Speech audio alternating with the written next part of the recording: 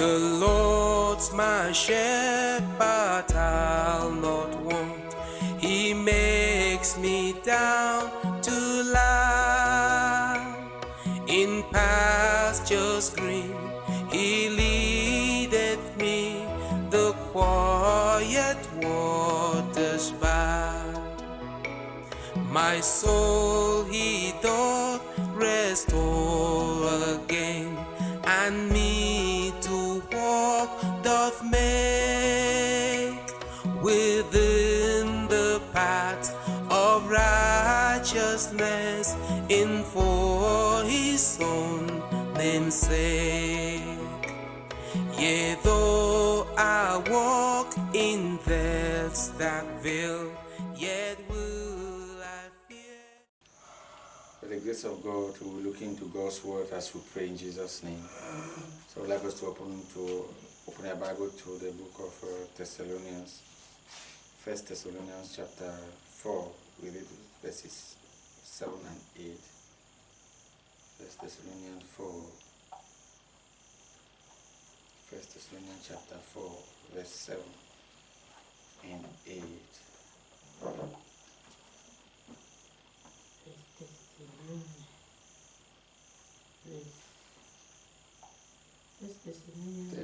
First Thessalonians chapter 4, verses 7 and 8. I read in Jesus' name. God has called us to be holy, not to live impure lives.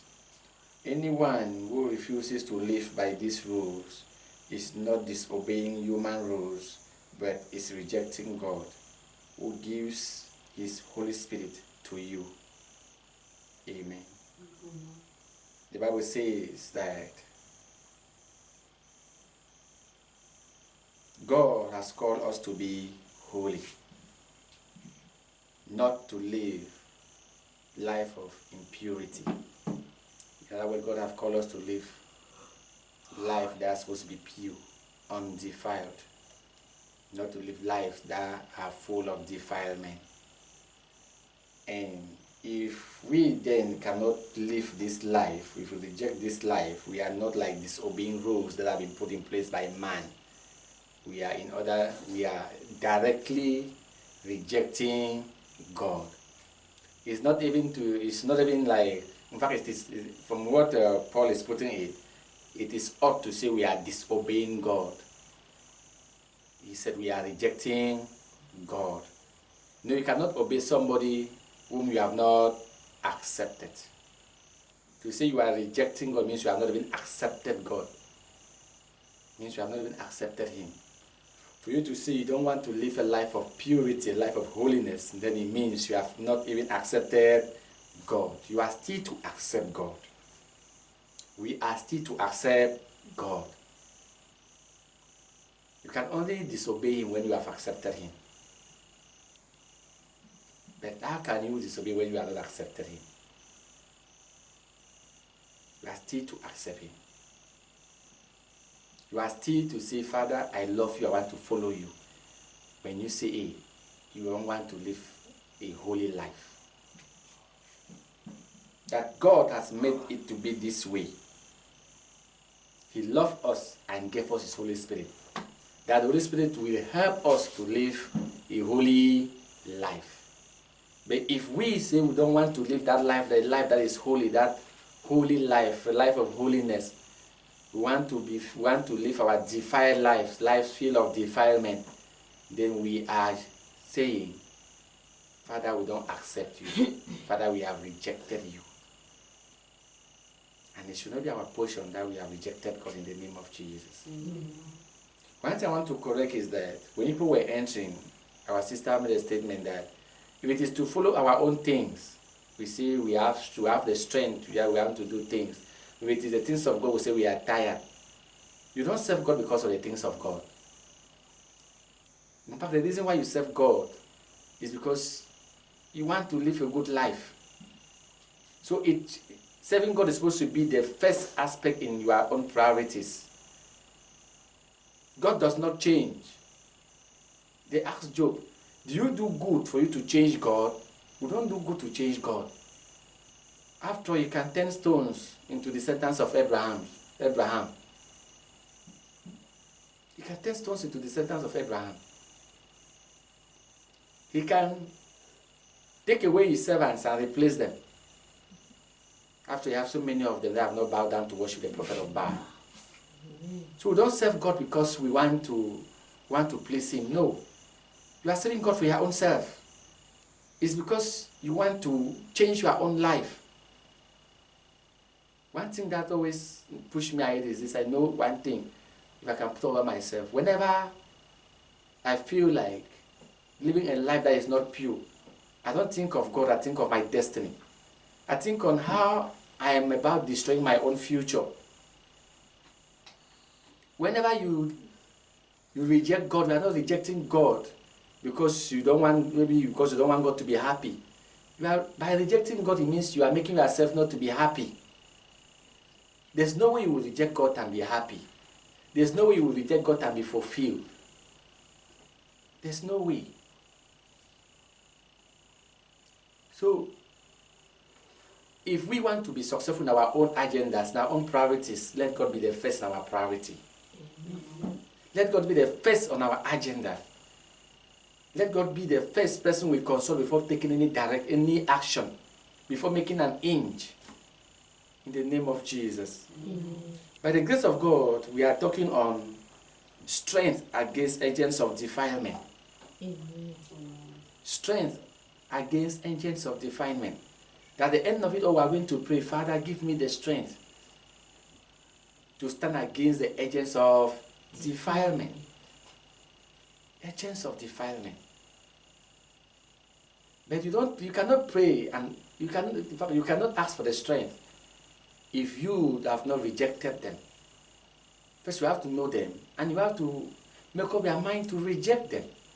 If you are willing to reject them, then you don't have the strength now to cut yourself away from them. Then you say, Father, give me the strength. The agents of defilement, there are so many things around us. There's the little foxes that are holding us captive. The little foxes that have so much like occupy our thoughts, occupy our plans in life above the things that matters most in our lives. These agents are destroying us every day. They are the reason why we don't move forward. The reason why we keep going round and round and round. We keep looking for a way to how to deliver a way of deliverance, moving from one place to the other, seeking for deliverance, but yet we don't want to disconnect ourselves from those agents. You don't want to disconnect yourself from the agents. There was a time when that in my village there was there's still a chieftaincy dispute even now. But when the chieftaincy dispute started, the village divided into two. There was this man. He was married to a woman in our own area, but he came from the opposite area. And in that opposite area, I used to carry this masquerade, Obasanjo. Now the village happened to have two Obasanjos. So the area that we come from has their own, while where he is also have their own. Now he was carrying the one up there. Now, when the chieftaincy dispute started, he did not follow the people he was living with. He followed the wife to the wife's own area. And those people up there now were planning to kill him. So he ran now to come and stay with the wife.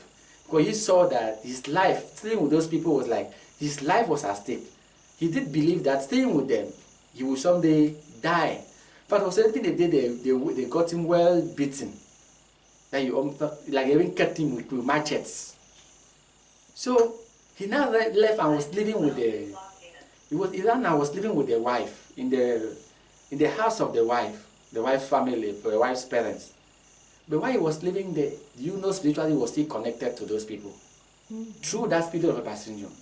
While he was living with the wife, one day like that, he just started, in fact, the spirit, like they just made their invocation up there and the spirit took him where he was living. And he left that house where he was living with the wife, went back up there to them to put on the masquerade. Now imagine that they were supposed to kill him. Where do you think they were supposed to kill him? They now in that masquerade, at the point where at this time he was no longer controlling himself. The spirit was controlling him. So it's the same way that you are saying, I want to abandon Satan. I don't want anything to do with the devil. I want to follow God, but your heart is still there. You still have control over your soul and your spirit because you have not rejected him. So no matter how you say, hey, I want to serve but God, I don't want to follow the devil, you are still with his things. Your heart is still with him. You are still focused on his properties. Then he still have control over you. There's no way you are going to have total freedom from him if you have not totally rejected his properties, rejected every association have to do with him. Cut off spiritually, not even just making a physical decision. Spiritually, you are cut off. Then you'll be able to overcome him. Amen. Amen. Amen. So today we are asking God to give us strength to stand against the agents of defilement. Before we accepted Christ in our life and started living this, started struggling to live a life that satisfies God, we were with him. And now that we are with God, we are still with him. Like the story you told us, the man left them, but spiritually he was still with them. Spiritually he still had a link with them, though he has left them. Physically he was not with them, but spiritually they had control over his life. That's why Satan still have control over us because we have not fully rejected the relationship that we have with him on so many areas in life. But I pray that Father would open our eyes to know this thing more clearly and give us the strength to abandon him totally in the name of Jesus. Amen. When we talk about defilement, we talk about the state of being defiled. The state of being defiled. And we talk about defile means to pollute. Defile means to make dirty, to make somebody unfit or to make a thing unfit for a particular purpose. We tell you that you are defiled. It means you have been made unfit to partake in a particular program. Maybe you were invited for a party. Say this party, the dressing attire is white, pure white. And then you left your home dressed in pure white, going to that particular party. Then along the way, children are playing, and one of them flash dirty water on your dress, and the dress become dirty. Then you shouted at them, carry yourself to the entrance of the party. You want to enter. The gate man they tell you, go home. You are dirty. You are not fit to attend this party. You are being defiled. You have been defiled. Now, who are the agents that defile you? The little children who were playing ball. They're the one who defile you. They are the agents of defilement. Now we are saying strength to overcome them, wisdom to overcome those agents. Amen. Amen. Wisdom to overcome them. Strength to overcome them. May the Lord give us a good battle. Lead us towards a strong fight of victory in the name of Jesus. Amen. So, an agent is a person who have been legally empowered to act on behalf of another person. An agent. Somebody who have been empowered, spiritually empowered to represent another person. And their agenda is to hinder you from attending that party. And their boss empower them to come to do everything to make sure that you miss that party. And when we are talking about party, which party are we talking about? We are talking about the supper, right? The one that will take place in heaven. That particular one, Satan is making sure that you don't attend that particular occasion. Satan is making sure that you miss that particular occasion. And he's not doing it on his own. He's not doing it on his own. He has released so many agents on the way. Many agents are out there struggling to put you down, not to make it there. And it is not only for you not to make it there, also for you to have a better life. The agents are there to make you to understand that you don't need to accept to follow God and be successful in life. You need to worship, you need to bow down and worship their master for you to be successful in life. That's one of the agents met Jesus and told Jesus, Just bow down and worship our master, and you shall. I say, everything in this world will be given to you. The agents are everywhere. But Father should give us strength to overcome them in the name of Jesus. Amen. The agents are everywhere. And I want us to look into some areas of our life that the agents are attacking us. Amen. Amen. The first area of our life that the agents are attacking us in the place of self-will. Self-will. That is according to Ezekiel chapter 11 verse 21. Ezekiel 11 21. The first reader should read for us. Amen. Another person should open Jude 1:11. Ezekiel 11 21. Another person is opening Jude 1:11.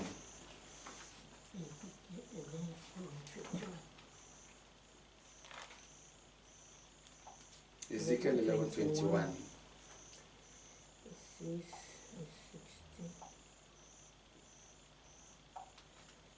Ezekiel 11 21. Okay, 21 says, I'm reading from Good News version. But I will punish the people who love to worship filthy, disgusting idols. I will punish them for what they have done.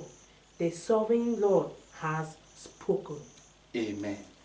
He says he will punish the people who love to worship idols. They love to worship foreign gods. They love to worship idols.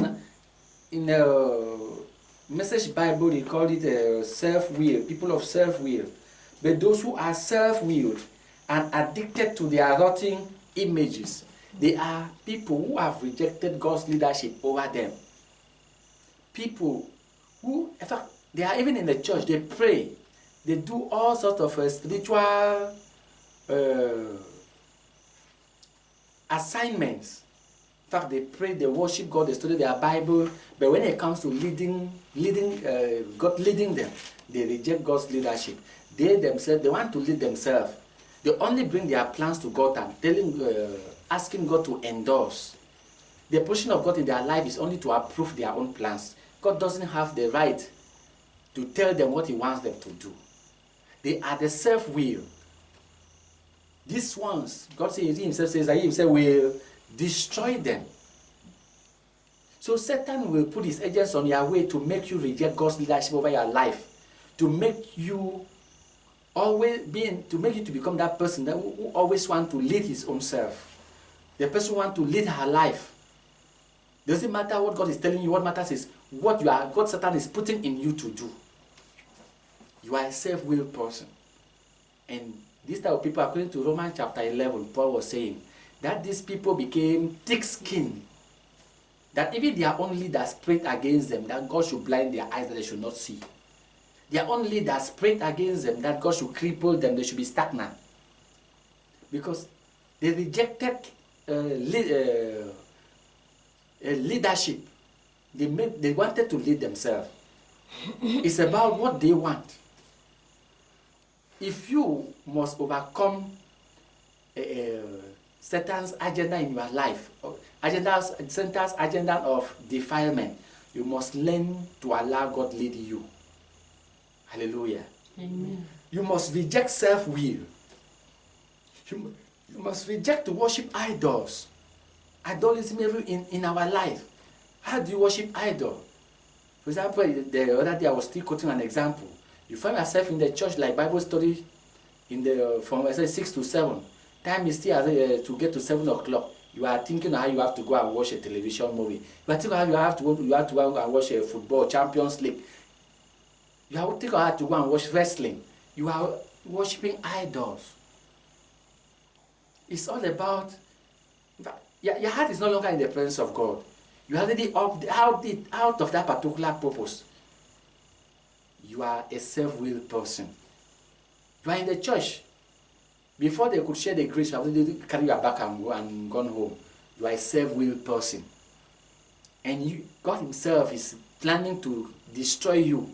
Your leaders are praying against you instead. Father, blind their eyes that they should not see. Father, cripple them that they should not move ahead, they should be stagnant. Because you have decided not to follow instruction. You have rejected leadership. And God is also rejecting you. The Lord needs to give you strength to overcome that particular area of your life in the name of Jesus. Amen. When you overcome this particular place, saying, I don't want to lead myself. When Satan is telling you, reject what God is telling you and do the one that you want to, this one I'm telling you, do what your heart is telling you. Tell Satan, no, I don't want to lead myself. I want God to lead me. Amen. Amen. That is how Jesus defeated Satan. He told Satan brought the food to him now. He said, if you say you are the Son of God, turn these stones into bread. Jesus quoted scripture.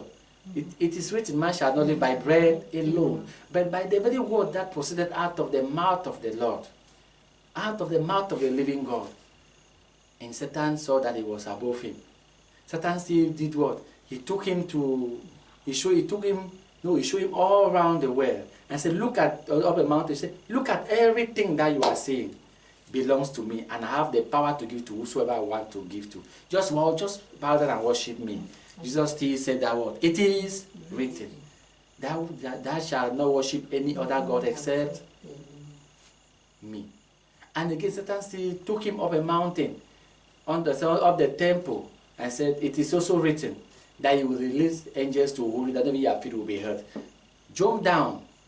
Because Jesus still told him, it is also written, that word, thou shalt not test the Lord thou shalt not put the Lord your God on test. Jesus had a strength. Where was his strength? In the word of God. He said, give me the strength. The strength, you have to know the word of God to defend yourself when it is coming to you. You need to know when God is leading you and when Satan is telling you to go against the word of God. You need to know. Then when you know it, you implement it. You need wisdom to overcome the tricks of the devil. Like he went to Eve. Did God say? And said no. Say at the end, it was that way. He was instead now tricking them to defile themselves. He tricked them. That God knows that the day you eat of this fruit, you shall become like him. You shall be God. So you eat it. I encourage it. I want to do that. He persuaded Eve. He gave Eve some sort of reason why Eve should really eat the fruit. And the moment Eve took it and ate of it, also gave part to the husband ate. That we said that their eyes were open and they became defiled. That they themselves knew they could no longer stand before God because they were defiled. Self-will. Satan placed in the heart of Eve the desire to live away from God. The desire to lead yourself. That's what Satan planted in the heart of Eve. And we all know the result that came. But when it came to Jesus, Jesus overcame it through what? The Word. His knowledge of the Word of God. That's why we must not delay our effort to study the Bible. That's why we are planning very well for the year 2022. We must learn to study our Bibles. That we receive the strength to overcome the tricks of the devil in the name of Jesus. Amen. The second area, or the second area that Satan uses, to defy us, is in the place of money. Said love of money. So the love of money is the root of all evil. Jude 1:11. Yes. And I say, okay, how terrible for them they have failed the way that Cain took. For the sake of money, they have given themselves over to the error that Balaam committed. Amen. They have rebelled as Korah rebelled, and like him, they are destroyed. Amen. Amen. The love of money. They have taken the path of Balaam. Balaam, God told Balaam, go to Balak, but make sure you don't go out of what I am going to tell you. But God now saw the heart of Balaam, that the heart of Balaam was towards the money, that Balak was going to give him. And God had released an angel, and it took a donkey to rebuke Balaam. A donkey to give Balaam counsel. It took a donkey. He almost even killed the donkey. The love of money. When you with too much love money, it is very easy for us to be defiled. We came to the church. We received Jesus not because we wanted to know him, not because we want him to be our master and savior. We came to him as our provider to give us money. And when you came back for him to receive, you came to him not because you love him, but you want to receive. There's no way you are going to overcome this particular trap of the devil. He will make sure that he pretends to be an agent of light. He make himself to resemble Jesus, which is not. He's another Jesus. To lead you towards the wrong direction. Because everything in you is about money. You are there for money. You are there that you want to be a very successful person. You are not there because you love Jesus. And so Satan will derail you. You are in the church, but you are being led by Lucifer and his agents. You are in the church, but you are not closer to God. You are not following the path of God because everything about you is money. You are there for what you can have. There are many people who are not even in the church, but they are having money more than those even in the church. And we don't want to look into what they are doing to have the money. But if we must be in the church, we should be there because we love Jesus. Because we love God. Not because we want money, not because we want him to bless us. But there's no way you will love him without him. And there's no way you are going to love God, serving him rightly without him blessing you. Amen. He will definitely bless us. Amen. Amen. He will definitely open the path for us. All what he wants is our love. Like that same Romans 11. Romans 11 said that. Let me just read it from that particular part from Romans 11. I want to read it from the Message Bible. I want to take just verse 7 from the Message Bible. Romans 11, verse 7. Message Bible reads, and then what happened? Well, when Israel tried to be right with God on her own, pursuing her own self-interest, she didn't succeed. The chosen ones of God were those who let God pursue his interest in them, and as a result received his stamp of legitimacy. The self-interest Israel became thick-skinned toward God.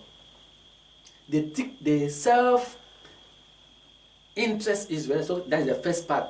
Those who are leading themselves, they never succeed in anything they do as long as working with God is concerned. But those who allow God to pursue his interest in them, man, there are those who went to church because they love God. They went there because they love God and they want God to use them for his own purpose. Said this one, God gave them a stamp of legitimacy. This one, to receive a stamp of legitimacy means God is actually approving that this one is my son indeed. This one is my child indeed. This one is my servant indeed. In this one, I can lay total trust and confidence on, without thinking of any secondary thought that he or she is going to fail me. And do you think God can give you a stamp of legitimacy without him blessing you? When you receive a stamp of legitimacy, it means God has trusted you to give you full right over his properties. What are his properties? The Bible says that word. The cattle on 1,000 hills belongs to God. It means he has trusted you enough to allow you manage his cattle on his 1,000 hills. It means he has trusted you enough to allow you manage his resources here on earth. The Bible says that word. Heaven and earth belongs to who? To God. I mean, he has found you worthy of total trust and confidence to manage his resources. But to the self-will, the self-interest Israel, they instead became thick-skinned. And when they became thick-skinned, their leaders instead prayed against them. That's why if you take verse 8, Says Moses and Isaiah both commented on this, fed up with their quarrelsome, self-centered ways. God blurred their eyes and dulled their ears, shut them in on themselves in a hall of mirrors, and they are there to this day. A hall of mirrors is like you see a shadow of yourself. You think you are succeeding, but yet you are not moving an inch. Let your eyes be blurred that you don't see. That was their prayers. They have become thick-skinned, and it's Israel is there right up to today. That's why we have so many in the churches. There are so many in the churches that they will tell you, we are the one who founded the church. I have been 20-something years in the Lord. But yet, you look at them spiritually, it's like they are not moving an inch. They think they know too much, but yet they are not progressing. As long as their work with God is concerned. I'm not talking about in physical growth, like, because it's not about maybe somebody started a church very small, maybe the church is big, you think that the person is succeeding. If God open your eyes to see them spiritually, you will surely know that they are leading themselves, they are the ones leading themselves, using human wisdom to make that place to grow. And the last day, God will tell them, I don't know you, you woke up in iniquity. So if we can see the way God is seeing, they will know that many are in churches. They have been there for long, but they are not progressing. As long as their work with God are concerned. They are like the Balaam. They are there for the money. They are there for the profits. They are not there because they love God. May we not follow God because of profit in the name of Jesus. Amen. Even if you want to follow him because of what we are going to have, let us love him. David, before he confronted Goliath, he thought about the profit, the reward. What did you say is going to be given to the person who destroyed this Philistine? You see, the king has said the person is going to marry his daughter. So David said, so if I bring this man down, I will become the king's in-law. So okay, I will go. But even though this particular part, this is what motivated him, then he went and presented God in front. At the end, this particular place became a hindrance in his life. The very wife he fought Goliath for was not given to him. That's the reason for which you went there to fight Goliath was not because you wanted to liberate Israel. His first reason was not to set Israel free. His first reason was to become the king's in-law. Yes, he defeated Israel and the Lord promoted him. But that place was where he received a disappointment. He was disappointed because the wife he fought Goliath for was never given to him. And even when he came to take the sister to that particular wife, that one also almost destroyed his ministry. That one was in his house. She doesn't know how to be humble. She doesn't know how the queen is supposed to demonstrate love towards the people and towards God. That is why when she saw David dancing, David dressing like a commoner. David was a king, but David put on the dress of a normal priest, a Levite. He said, well, look at you, you are dancing like these commoners.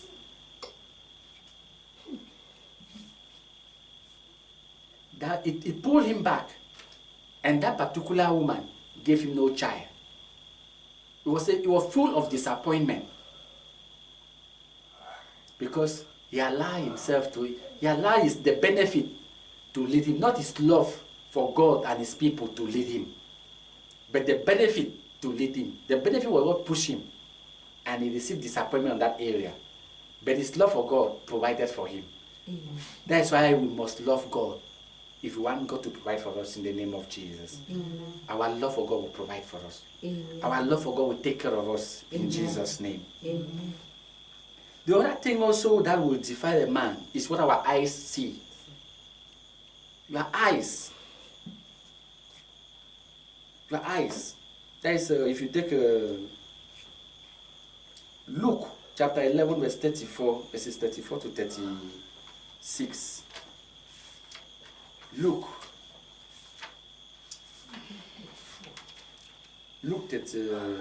11, 34. Luke 11, 34 to 36. I will read. The light of the body is the eye. Therefore, when thine eye is single, the whole body also is full of light. But when thy eye is evil, thy body also is full of darkness. Take heed therefore that the light which is in thee be not darkness. If thy whole body therefore be full of light, having no part dark, the whole shall be full of light, as when the bright shining of a candle doth give thee light. The Bible says that what? Your eye is what? Light. The light of your body is your eye. Mm-hmm. The light of your body. So if your light be darkness, then how dark are you? You are really dark. If your eyes are defiled, how can a man say his eyes are defiled? When you see things that you are not supposed to see, you are defiling. When your eyes focus on something that they were not supposed to see, you receive darkness in you. Then if really you can be without any sign of darkness in you, then you will really be full of light. But if you allow yourself to be defiled by what you see, that Satan has making it such a way that there are so many agents everywhere. And your phone, you want to manipulate phone before you see there's an advertisement of naked images, half dressed pictures. You want to enter the social media platform. If you don't respect yourself, you don't know who you are choosing as a friend. On most of social media, before you even accept who your friend is, you have to follow the friend, check the friend's profile, know his own friend, know the thing that he or she is following, because you just after praying a powerful spiritual prayer. By the time you open there, I want to enter into this particular platform. What a picture that is welcoming you is a half-naked image. You are already defiled. All the prayers you just prayed are just gone away. There are so many agents around. Before you are moving on the street, you just want to pass around, you see a nightclub. There are posters, especially when it comes to men. All sort of things, because they know the body of a woman is for business. It attracts men. So they demonstrate how naked women images and they put on their posters. And when you are passing there, you see you are defiled. Agents of defilement everywhere. That's why we need the strength to overcome them. That's why we must talk like Job in Job chapter 31. Job said, he has made a covenant that his eyes will not lust after lost women. His eyes will not see abomination. And also in verse 7, he also said that his heart will not move after what his eyes have seen. Now, are you defiled? The first thing is that your eyes will see. Then your heart now have to make a decision. Like the first time, maybe out of accident, your eyes saw something that you were not supposed to see. You turn your face, I don't want to see this thing. Just inside your heart is already thinking on what you saw, even though your eyes are no longer there. And I will tell you, turn again and look. Now, this time around, if you turn and look, you are the one making the decision. It's no longer by error. It's no longer by accident. You are the one making the decision. Then this time around, you are defiled. The first time was not that doesn't have that power to be said to be counted as defilement, that you have been polluted. But the second action that you are not turning to see. So it is in two levels. The first one is that your eyes should not see what you are not supposed to see. And maybe if your eyes now see what you are not supposed to see, don't allow your heart act on it. Amen. Amen. Don't allow your heart follow what your eyes saw. Amen. Amen. So we must work hard to overcome that one also. Then the other one is love of men or love of women. Now talking about Balaam. Talking about Balaam and Balak. In 2 Peter 2, 15 and 16. 2 Peter 2, 15 and verses 15 and 16. I'm trying to catch up with time so we can pray. 2 Peter 2:15 and 16. Amen. You are there. Take us first. They have left the side path and have lost their way.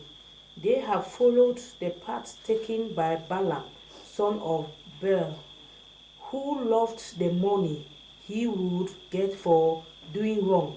16. And was rebuked for his sin. His donkey spoke with a human voice and stopped the prophets in sin's action. Hallelujah. Amen. His own donkey rebuked him. He loved what he was going to have from unrighteousness. He loved the reward of evil, the reward of doing what is wrong. He loved that reward.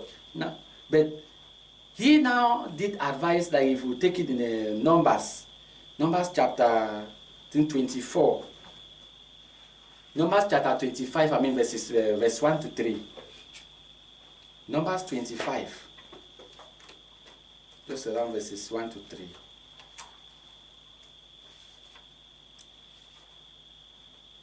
3. Yes, Numbers.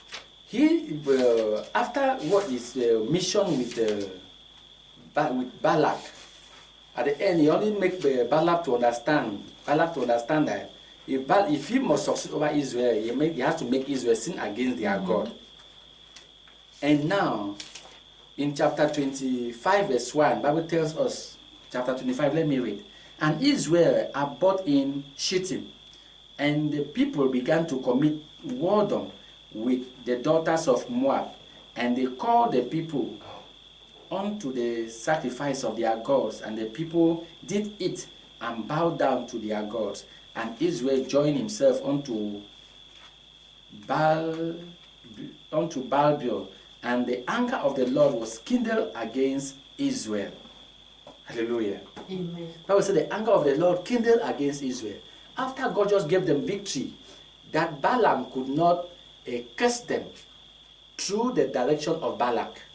Through the instruction of Balak, Balaam could not curse them, because they said, who can curse who God have not cursed? Amen. Amen. Who is to curse whom God have not cursed? And so because of this, they were defeated. Balak was defeated. But now Balaam gave told Balak, if you must succeed over them, they have to sin against their God. And so in chapter 5, 25, some men among Israel started committing sin.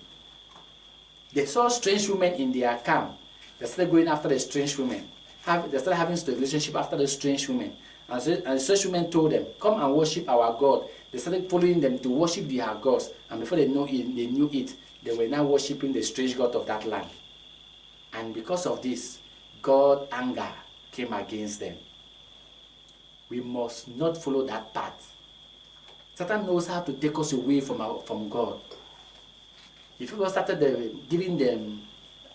targeting them what they love, women, and through the women, before they knew it, they were already serving a strange god.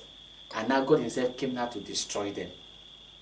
We must work hard not to follow that particular path in the name of Jesus. Amen. If we must involve in any relationship, let it be in the house of the Lord.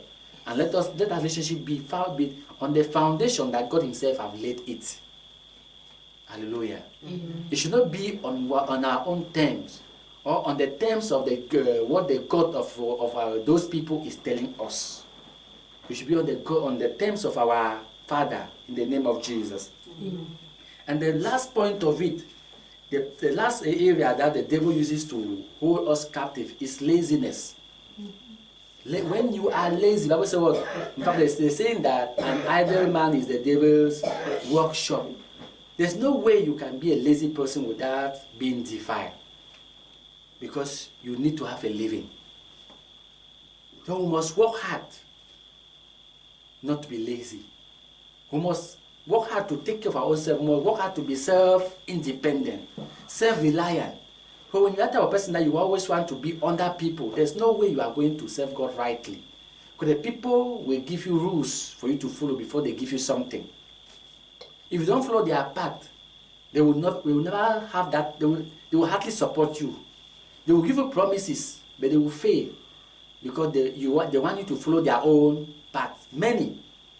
That's why you must work hard to be self-reliant, to rely on your own ability. Relying on your own ability is not sin. You know, I want to be independent, but not away from God. Amen. So, if we must overcome all these particular areas that the devil is using to bring us down, which we talk about the place of self-will, the place of love of money, the place of what our eyes are seeing, then also even our thoughts. It's not only on our eyes, even our thoughts. As you think, so are you. If you think evil, there's no way you are going to have light on you. If all your thoughts are full of darkness, you will really be full of darkness. Your thoughts are also like your eye, the eyes of your soul. Your thoughts, the eyes of your soul. The way you think, so are you. If you think evil all the time, then you are not going to be above that one. May we work hard on our thoughts in the name of Jesus. Amen. When we think defeat all the time, you are going to be defeated. You will never overcome. So let us work hard to overcome them in Jesus' name. Amen. And the only way that we can actually receive strength to overcome these weaknesses, the strength we need to fight against the agents, is to have a faithful personal relationship with the Holy Spirit. Amen. That is what our main scripture is telling us now. 1 Thessalonians chapter 4, verse 8 says that word. God who gave us His Holy Spirit. Why did He give us the Spirit? Jesus in Matthew, in John chapter 16, verse 7 to 8, make us to understand that if He does not go, the helper will not come. And when He goes, He's going to send the helper. The helper is here to counsel us. The helper is here to give us direction. The helper is here to strengthen us. The helper is here to tell us what to say, what to do when we are tempted, when we are faced with that particular challenge. But there is no way the helper will help you when you are not in a faithful walk with Him. There's no way the helper is going to help you when you don't have a faithful personal relationship with Him. That's why we must work hard to be faithful. Building a good relationship with the Holy Spirit is going to help us overcome in the name of Jesus. Amen. The Bible says, those who are led by the Spirit of God are the sons of God. There's no way you can be God's son without you following the leadership of the Holy Spirit. The Bible says it is the Spirit that touches our spirit for us to know that we are God's children. If the Spirit does not touch your spirit, there's no way you are going to be legally God's child. So there's no way. You must have a faithful relationship with the Holy Spirit for you to actually overcome the agents in the name of Jesus. That's why we must build that relationship. We must build a relationship. We must, in the mighty name of Jesus. When we build that relationship with the Holy Spirit, the first thing that we are going to receive counsel, we are going to receive the strength.